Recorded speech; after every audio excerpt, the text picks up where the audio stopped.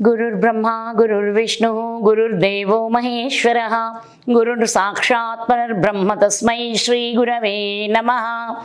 నా గురుదేవులు శ్రీ సంత సదానందగిరి బాబా గారి పాద పద్మాలకు నమస్కరిస్తున్నాను. 5వ రోజు పారాయణం. శ్రీ మహాగణాధిపతయే నమః, శ్రీ మహాసరస్వత్యై నమః, శ్రీ గురుభ్యో నమః, శ్రీ శివాయ గురవే నమః, శ్రీ శ్రీమాత్రే నమః. నామధారకుడు సిద్ధయోగితో ఇలా అంటున్నాడు. మహానుభావ, భగవంతుడు కలియుగంలో కూడా 2 సార్లు అవతరించారంటిరి కదా, వాటిని వివరించండి అన్నాడు. అతని శ్రద్ధాభక్తులకు సంతోషించి సిద్ధుడు ఇలా చెప్పాడు. మంచిది, ఆ కథలు వినడం వల్ల నీకెంత ప్రయోజనమో అవి చెప్పడం వలన నాకు అలాంటి ప్రయోజనమే కలుగుతుంది కనుక చెబుతాను, శ్రద్ధగా వినండి. ధర్మాన్ని ధర్మాత్ములను రక్షించి దుష్టుల దౌష్ట్యాన్ని రూపుమాపడానికి భగవంతుడు తన లీల చేత మానవ రూపంలో అవతరిస్తూ ఉంటాడు. ఈ కలియుగంలో కూడా అలానే ఇప్పుడు మనం కూర్చున్న గంధర్వపురానికి తూర్పు దిక్కున దూరంగా పవిత్ర గోదావరి సమీపంలో ఉన్న పిఠాపురం అనే అగ్రహారంలో ఆయన అవతరించారు. పిఠాపురంలో అప్పలరాజు శర్మ, సుమతి అనే పుణ్య దంపతులు ఉండేవారు. వారు బ్రాహ్మణుడు, ఆపస్తంభ శాఖకు చెందినవారు, దత్తభక్తులు. వారికి ఎందరో పిల్లలు పుట్టారు, కానీ అందరూ చనిపోతూ ఉన్నారు. అలా చనిపోగా 2 మాత్రమే బ్రతికారు. వారిలో ఒకడు కుంటివాడు, మరొకడు గుడ్డివాడు. తర్వాత కూడా 2 పిల్లలు పుట్టి చనిపోయారు. నిత్యము భిక్షకై వచ్చే వారిని శ్రీ దత్త రూపాలుగా భావించి వారు భిక్ష సమర్పించేవారు. ఒక అమావాస్య నాడు వారింట్లో బ్రాహ్మణులను పిలిచి శ్రాద్ధకర్మ ప్రారంభించారు. అలాంటి రోజున బ్రాహ్మణ భోక్తలు భోజనం చేయకముందు మరెవ్వరూ భోజనం చేయరాదని శాస్త్రం. కానీ ఆనాడు బ్రాహ్మణులకు భోజనం వడ్డించకముందే వారింటికి దండకమండలు దారి అయిన ఒక సన్యాసి వచ్చి భిక్ష కోరాడు. శ్రాద్ధ కలాపంలో నిమగ్నుడై ఉన్న ఆ ఇంటి యజమానికి ఈ సంగతి తెలియదు. ఇల్లాలైన సుమతి ఆ వచ్చిన సంయమీంద్రుడు శ్రాద్ధ భోక్త అయిన పరమేశ్వరుడేనని, తన కులదైవమైన శ్రీ దత్తాత్రేయుడేనని విశ్వసించి ఆయనకు భిక్ష ఇచ్చింది. ఆమె భక్తి విశ్వాసాలకు సంప్రీతుడైన ఆ యతీంద్రుడు యథార్థమైన దత్తాత్రేయ స్వరూపంలో దర్శనమిచ్చాడు. శ్రీ దత్తాత్రేయ పాదపద్మములకు శిరస్సు వంచి నమస్కరిస్తున్నాం. నామధారక, అప్పటి ఆ స్వామిని చూడడానికి 1000 కనులు చాలవు, వర్ణించడానికి ఎన్ని వేల నాలుకలైనా సరిపోవు. 2 చేతులలో శంఖచక్రాలు, 2 చేతులలో ఢమరు త్రిశూలాలు, మిగిలిన 2 చేతులలో జపమాల కమండలాలు ధరించి 6 బాహువులతో 3 ముఖాలతో స్వామి వెలిగిపోతున్నారు. వెండి కొండవలే తెల్లని కార్తితో ఆయన మూర్తి భవించిన శుద్ధ సత్వమా అన్నట్లు ప్రకాశిస్తున్నారు. ప్రపంచంలోని దీనులను ఉద్ధరించడానికి 6 చేతులు చాలక అనేకమైన బాహువులే ఆయన శిరస్సు నుండి వచ్చాయా అన్నట్లు ఆయన జటాజూటం నుండి జుట్టు పాయలుగా వేలాడుతున్నది. ఆ తల్లి సుమతీదేవి తన జన్మ సార్థకమయ్యేలా ఆ అమృతమూర్తిని వడలెల్లా కళ్ళు చేసుకొని ఆ కన్నులతోనే పానం చేయసాగింది. అబ్బా, ఎంతటి ధన్య జన్మ పొందిన తల్లి ఆవిడ. మనకు కూడా దత్తాత్రేయులు వారి పరిపూర్ణ దర్శనం లభించాలి అని ప్రార్థన చేస్తూ ఈ కథా అమృతాన్ని శ్రవణం చేద్దాం. అప్పుడు ఆ కరుణాకరుడు, తల్లి, అచంచలమైన నీ విశ్వాసానికి సంప్రీతుడనయ్యాను. శ్రాద్ధ బ్రాహ్మణులు భోజనము చేయకముందే నేను పరమేశ్వరుడనన్న విశ్వాసంతో భోజనం పెట్టావు. నీ అభీష్టమేమిటో చెప్పు, నేను తప్పక నెరవేర్చగలను అన్నాడు. స్వామి మాటలు అమృతధారలై ఆమె చెవుల ద్వారా శరీరంలోని సర్వధాతువులలోకి ప్రవహించాయి. జగన్మోహనమైన శ్రీ దత్తాత్రేయ స్వామి దర్శనముతో ఆమె కన్నులు ఆయన యొక్క అమృత వాక్కులు వినడం వలన ఆమె చెవులు బ్రహ్మవాక్కులైన వేదాలను వినిన ఋషి సత్తముల చెవుల వలె పరమ పావనమయ్యాయి. ఆమె కృతజ్ఞతతో పరమాత్మ యోగులను కూడా ముగ్ధుల్ని చేసేలా దర్శనమిచ్చారు. అంతేకాక నా చేతి అన్నం స్వీకరించారు. ఇంతకంటే నాకు ఇంకేమి కావాలి నాయనా? నేను ధన్యురాలను. ఈనాటి శ్రాద్ధ దేవతలైన మా పితృదేవతలు కూడా ధన్యులయ్యారు. నీవు భక్తులు కోరికలీడేర్చే కల్పవృక్షానివి, కామధేనువవు. నీవు నన్ను తల్లి అని సంబోధించావు కనుక నేను ప్రత్యేకంగా మిమ్మల్ని వరము అడగవలసిన పని లేదు. మీరిచ్చిన మాట మీరు నిలుపుకోండి. ఎంత సమర్థవంతంగా, ఎంత అద్భుతంగా మాట్లాడారో చూడండి. భగవంతుని దగ్గరకు వెళ్ళి ఒక వరం కోరుకోవడం కూడా ఒక విశిష్టతే. అది కూడా తెలియకనే ఈ అజ్ఞానంలో పడి అలమటిస్తున్నారు. చిన్న ఉదాహరణ చెప్పి కథలోకి వెళ్దాం. ఎవరైనా దేవుడి దగ్గరికి వెళ్తారో, కష్టం వచ్చింది, ఒక అత్యవసరమైన విషయం ఏర్పడింది, స్వామివారి దగ్గరికి వెళ్ళి స్వామి నాకు ఈ కోరిక తీర్చు, ఇంకేమీ అడగను, నాకు ఇంకేమీ వద్దు, ఇదొక్కడే తీర్చండి స్వామి అంటారు. అది నిజమా? ఆ ఒక్కటి కోరిక తీరితే ఇంకెప్పటికీ మనకి భగవంతుడిని ఏది అడగవలసిన అవసరం లేదా? జీవితకాలం ఆయనని అడిగి ఆయన ఇస్తేనే పొంది బ్రతకవలసిన వాళ్ళం మనం. మరి ఎందుకు ప్రతిసారి అలా అజ్ఞానంతో ఇంకెప్పుడు ఏమీ అడగము, ఇదొక్కటే చాలు అని మిమ్మల్ని మీరు పరిమితం చేసుకుంటారు? భగవంతుడిని ఆ సందర్భానికి లేదా ఆ సమస్య పరిష్కారానికి కావలసిన ఆశీస్సులు వరాలు అడగాలే కానీ ఇంకెప్పుడు అడగము, ఇదే చివరిసారి అని మాటలు ఆడకూడదు, ఆడకూడదు. కనుక ఇప్పటి నుంచి మీరందరూ గుర్తుంచుకొని భగవంతుడిని ఎప్పుడు మీకేది కావాలో అడగండి, ఆయన ఏది ఇవ్వాలో ఇస్తారు. మళ్ళీ అవసరమైనప్పుడు మళ్ళీ ప్రార్థన చేయవలసిందే, మళ్ళీ అర్థించుకోవలసిందే కదా. కనుక దీనిని గుర్తుంచుకొని ఎప్పుడూ కూడా సానుకూలంగా భగవంతుని ప్రార్థన చేయడం నేర్చుకోండి. భక్తి శ్రద్ధల వలన జాగృతమైన ఆమె బుద్ధి శక్తికి ఆశ్చర్యచకితుడైన శ్రీ దత్తాత్రేయ స్వామి ఇది వరకు అత్రి మహర్షి అడిగినట్లే ఈమె కూడా లోకానుగ్రహార్థమైన కోరిక కోరుతున్నది అనుకున్నాడు. ఆయన అమ్మా, నాతో సమానుడైన పుత్రుడే నీకు జన్మిస్తాడు, కానీ నీవు పుత్ర వ్యామోహంతో అతని మాటను పట్టించుకొనుక నీవు చెప్పినట్లే అతడు చెయ్యాలని నిర్బంధించకూడదు. అతడు చెప్పినదే అక్షరాల అమలు జరపాలి అన్నాడు. ఆ దర్శనంతో మరింత నిశితమైన బుద్ధి కలిగిన ఆమె, స్వామి నేను మానవ మాతృరాలిని, నాకు పుత్ర వ్యామోహం కలగడం సహజం, అది లేక మాతృవాంఛ పరిపూర్ణమయ్యేదెలా? కనుక పుత్రుడు జన్మించాక సమయానుకూలంగా అట్టి వివేకాన్ని మీరే అనుగ్రహించాలి అని ప్రార్థించింది. ఆమె సమయస్ఫూర్తికి మెచ్చి దత్తస్వామి నవ్వి ఆశీర్వదించి అంతర్హితులయ్యారు. సుమతీదేవి ఆనంద పారవశ్యంతో ఇంటిలోనికి వెళ్ళి పితృశ్రాద్ధాది కార్యకలాపాన్ని కొనసాగిస్తున్న భర్తను పక్కకు పిలిచి, స్వామి నేను ఈనాడు ఒక అపరాధం చేశాను, చేసిన అపరాధం చెబితే దోషం తొలుగుతుందట. శ్రాద్ధ బ్రాహ్మణులు ఇంతవరకు భోజనం చెయ్యలేదు కదా, కానీ ఇప్పుడే ఒక సన్యాసి వచ్చి భిక్షం అడిగాడు.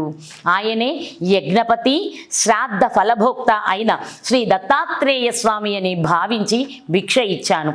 ఆయన సంతోషించి తన నిజరూపమైన దత్తాత్రేయ స్వామిగా నాకు దర్శనమిచ్చారు అని చెబుతూ ఉంటే ఆమె శరీరం రోమాంచితమై కంఠం గద్గతమై కన్నుల వెంట ఆనంద బాష్పాలతో నిండాయి.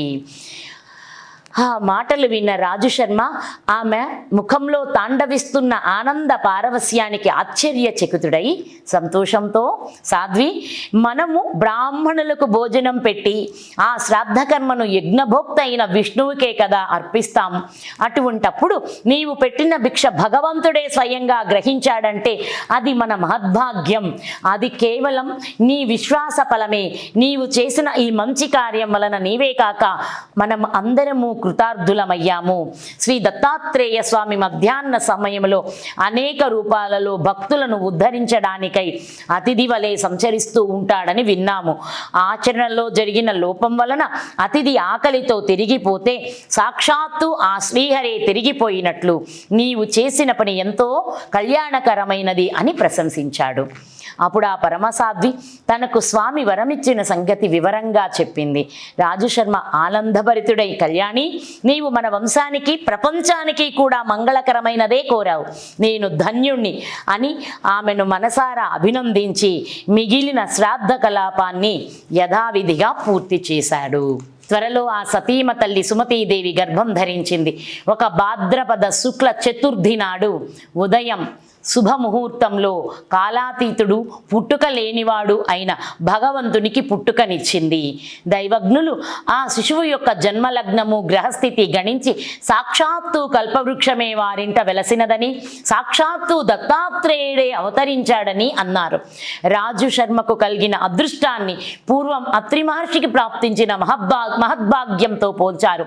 ఆ శిశువు పాదాలలో దివ్య చిహ్నాలు మొదలైన శుభలక్షణాలతోనూ అప్రతిమాన తేజస్సుతోనూ ప్రకాశిస్తుండడం వలన అతనికి శ్రీపాదుడు అని నామకరణం చేశాడు. శ్రీపాద శ్రీవల్లభ గురుదేవతాభ్యో నమో నమః. నామధారక అది కలియుగంలో శ్రీ దత్తాత్రేయ స్వామి వారి యొక్క మొదటి అవతారము.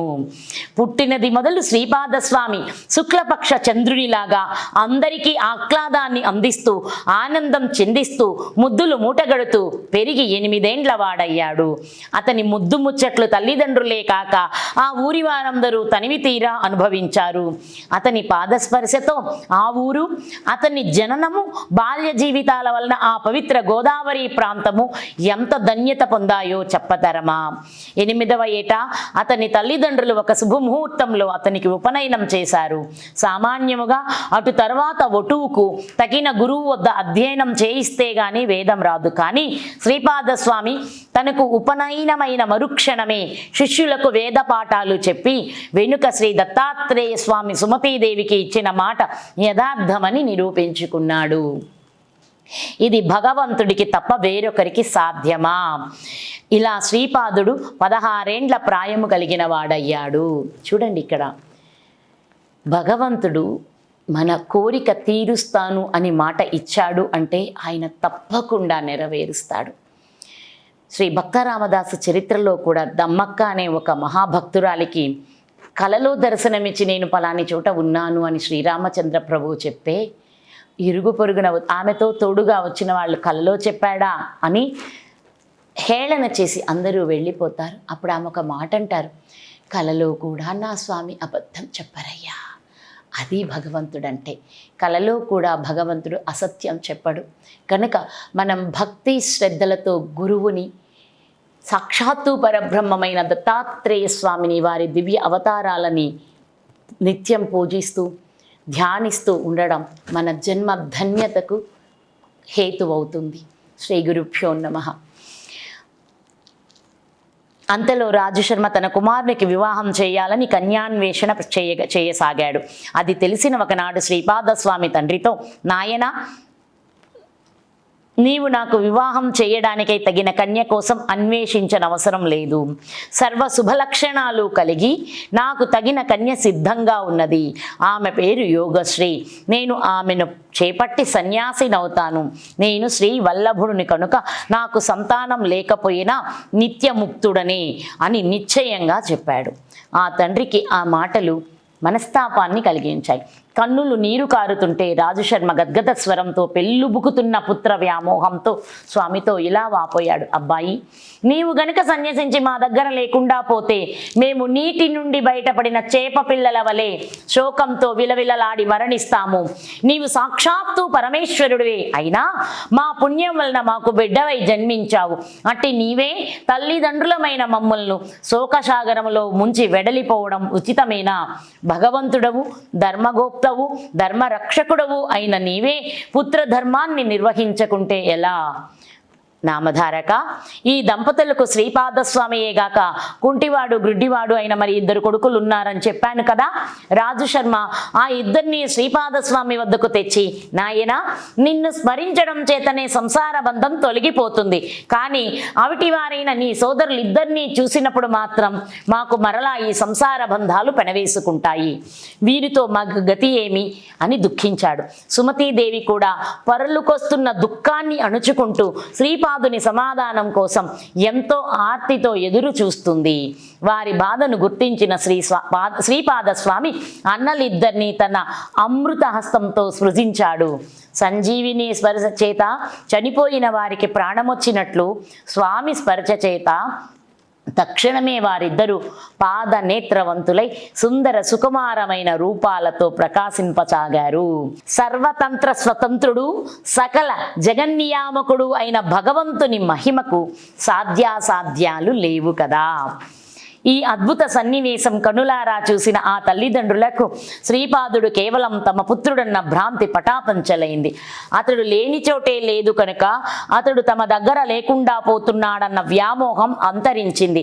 ఈ ప్రపంచమంతా తన సంతానమే అయిన ఆ ప్రభువును తమ పుత్రుడని భ్రమించి ఇంట కట్టి పెట్టుకొనడం అపరాధమని తోచి సుమతీదేవి స్వామివారినిలా ప్రార్థించింది. ప్రభు, నీ మాయ చేత నీవు నా పుత్రుడవని భ్రమించాను.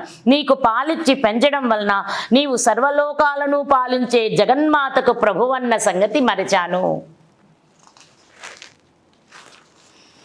అనంతకోటి బ్రహ్మాండాలు నీయందే ఇమిడి ఉన్నాయి, నా భ్రాంతి తొలగించు. అప్పుడు ఆయన తన యథార్థ రూపాన్ని తల్లికి మరొక్కసారి దర్శనమిచ్చాడు. ఆ దివ్య మనోహర మంగళ సుకుమార సుందరమూర్తి ఆమె చూస్తుండగానే కోటి సూర్యుల కాంతితో, కోటి చంద్రుల చల్లదనంతో చూసేవారి దేహాలలోని ప్రతి అణువును అమృతంతో ముంచివేసేలా దర్శనమైంది. అప్పుడు స్వామి అన్నాడు, అమ్మా, నీవిప్పుడు దర్శించిన రూపాన్ని నిరంతరము ధ్యానిస్తూ ఉండు. త్వరలో నీకు ఈ అజ్ఞాన అంధకారం దాటి నా సాయుధ్యాన్ని పొందే అర్హత లభిస్తుంది. ఈ కొడుకులిద్దరూ నిండు నూరేళ్లు సుఖంగా జీవించి మిమ్ములను భక్తితో సేవిస్తారు. వీరికి విద్య, సంపద, కొడుకులు, మనుమలు అన్నీ పుష్కలంగా సమకూరుతాయి. వీరు కూడా లోకవంద్యులవుతారు. ఆ సోదరులిద్దరూ శ్రీపాదస్వామిని భక్తితో స్తుతిస్తుంటే వారితో ఆయన, మీరు తల్లిదండ్రులను ప్రత్యక్ష దైవాలుగా భావించి సేవించి తరించండి. ఇక్కడ దత్తాత్రేయ స్వామి ఆ ఇద్దరికే చెప్తలేదు, ఇది మన అందరికీ చెప్తున్నారు కనుక ఈ అమృత దివ్య వాక్కులు స్వామివారి నుంచి వెలువడుతున్నాయి కనుక మీరందరూ శ్రద్ధా భక్తులతో ఆలకించి అందరూ కూడా శ్రీ దత్తాత్రేయ స్వామి వారి వాక్కుని అనుసరించి జీవించండి. మీరు తల్లిదండ్రులను ప్రత్యక్ష దైవాలుగా భావించి సేవించి తరించండి.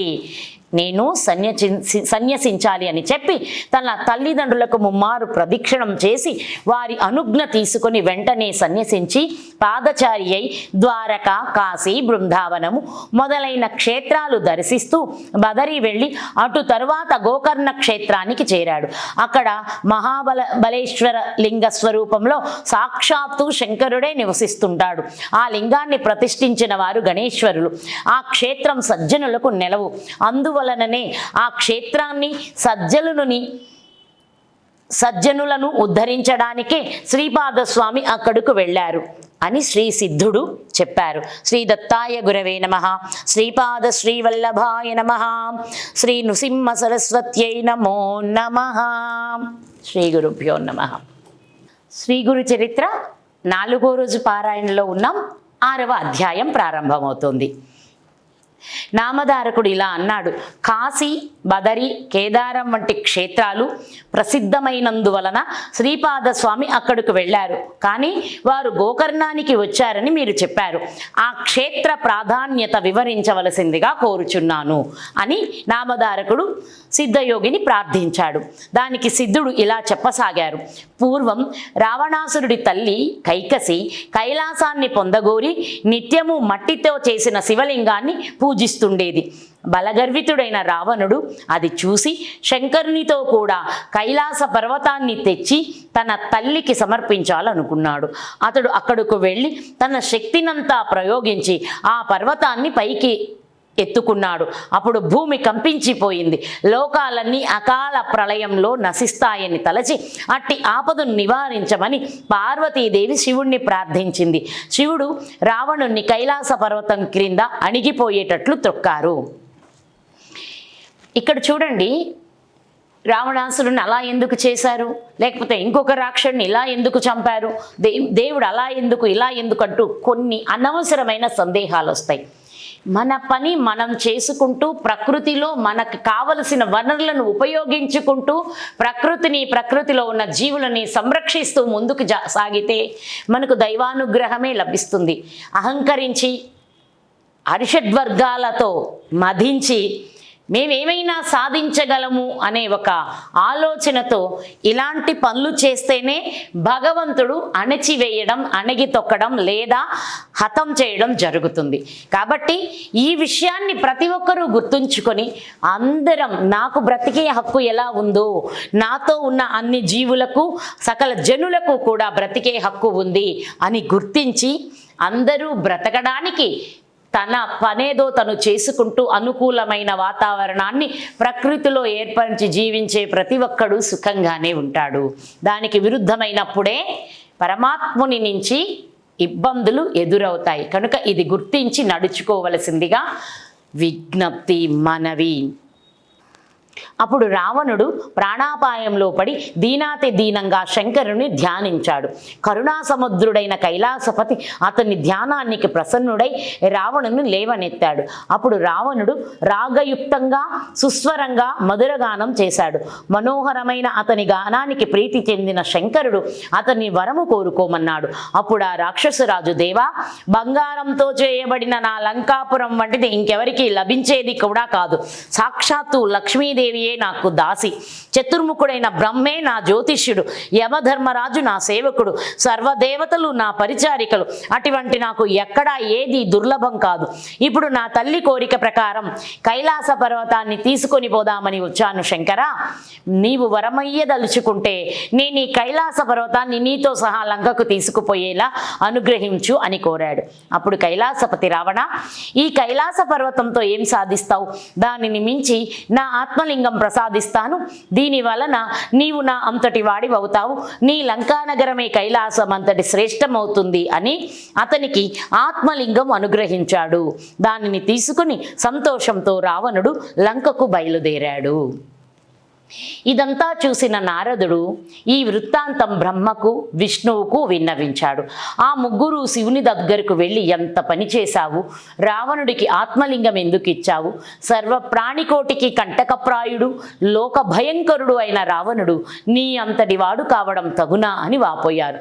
అప్పుడు శంకరుడు, అతని గానానికి పరవశించి ఆత్మలింగం ఇచ్చాను, వాడిప్పటికింకా లంకకు చేరి ఉండడు, ఉపాయం ఆలోచించు అని విష్ణువుతో చెప్పాడు.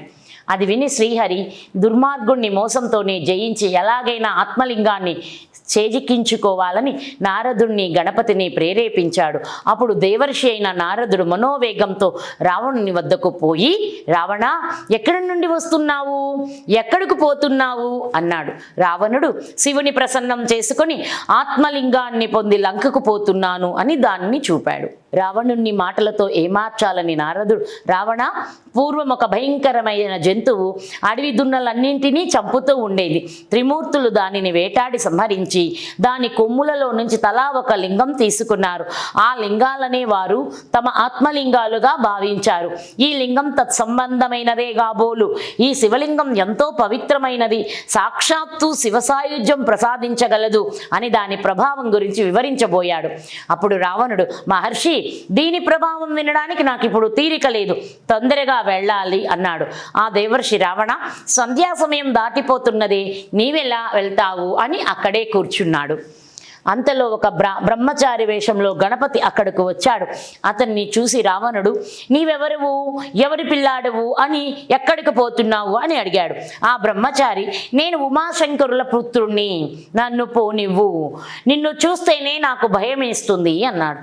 అప్పుడు రావణుడు, ఓ బ్రహ్మచారి, నేను సంధ్య మార్చుకొని వచ్చే వరకు ఈ శివలింగాన్ని పట్టుకో, నాకు ఈ సహాయం చేస్తే నీకు సువర్ణమయమైన నా లంకాపట్టణం చూపిస్తాను, నీకు ఇష్టమైతే అక్కడే హాయిగా ఉండిపోవచ్చు అన్నాడు.